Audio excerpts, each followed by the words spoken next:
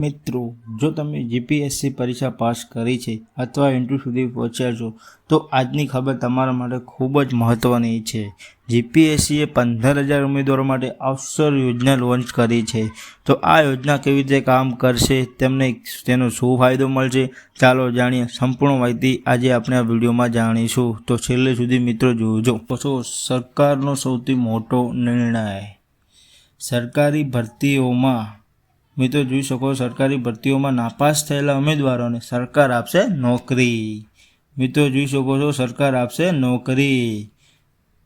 ત્યારબાદ મિત્રો તમે ઓફિશિયલ જાહેરાત તમે જોઈ શકો, ન્યૂઝપેપરમાં જોઈ શકો છો મિત્રો. 15,000 ઉમેદવારોના ઇન્ટરવ્યૂ કોચમાં જીપીએસસીએ રોજગાર અવસર યોજના લોન્ચ કરી છે. અવસર યોજના મિત્રો લોન્ચ કરી છે. તો જોઈ શકો મિત્રો, વાહરે વહીવટ પાસ થયેલા રાહ જુએ છે અને નાપાસની નોકરી. વાહ રે વાહ. મિત્રો જોઈ શકો છો, 15,000 ઉમેદવારોના ઇન્ટરવ્યૂ કોચમાં જીપીએસસીએ રોજગાર અવસર યોજના લોન્ચ કરી છે. અસફળ ઉમેદવારોને પીએસયુ પ્રાઇવેટ સેક્ટરનું 100% કાયમી નોકરી આપશે. મિત્રો તમે અહીંયા જુઓ છો, 100% તમને મિત્રો નોકરી આપવામાં આવશે એવું તમને એવી ઘોષણા જાહેર કરી છે. સરકારે ક્લાસ 1 અને 2ના ઓફિસરો પસંદ કરી આપવાનો જવાબદારી ધરાવતા ગુજરાત જાહેર સેવા આયોગ જીપીએસસી સમક્ષ આ સેવા વર્ષોથી 15,000 ઉમેદવારો ફાઇનલ ઇન્ટરવ્યૂ જોઈ રહ્યા છે. જેને દરમિયાન જીપીએસસી રોજગાર વિનિમય કચેરી તર્જ ઉપર સરકારી જાહેર સાહસો, પીએસયુ તેમજ પ્રાઇવેટ સેક્ટરની કંપનીઓને ઉમેદવારોનો ડેટા પૂરો પાડવા અવસર નામની યોજના સ્કીમ લોન્ચ કરી છે. આ અવસર જીપીએસસી સ્પર્ધાત્મક પરીક્ષામાં પાછળ કેટલાક વર્ષોથી અસફળ રહેતા ઉમેદવારો ખાનગી ક્ષેત્રે રોજગારની તક ઉપલબ્ધ કરાવશે.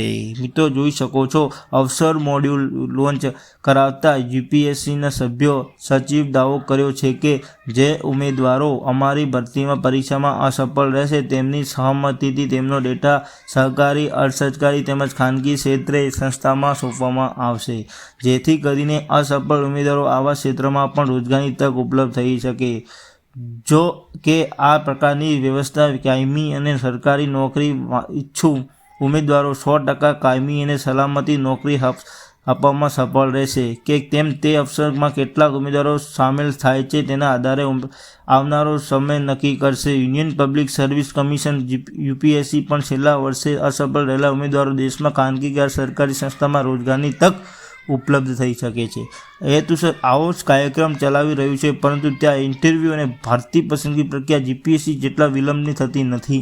આથી સ્પર્ધાત્મક પરીક્ષામાં તૈયારી કરતા ઉમેદવારો નક્કી કરવામાં જો મુદ્દો વિલંબનો ભૂલાવી દેવાતી લાગણી છે કે ઉલ્લેખનીય છે કે લાંબા સમયથી જીપીએસસી ચેરમેન કે એક સભ્ય એમ 2 બોર્ડ મારફતે ઇન્ટરવ્યૂના પ્રક્રિયા ચાલી રહી છે, જેના કારણે વિવાદો થઈ રહ્યા છે. મિત્રો આ જોઈ શકો છો ઓફિશિયલ ન્યૂઝ.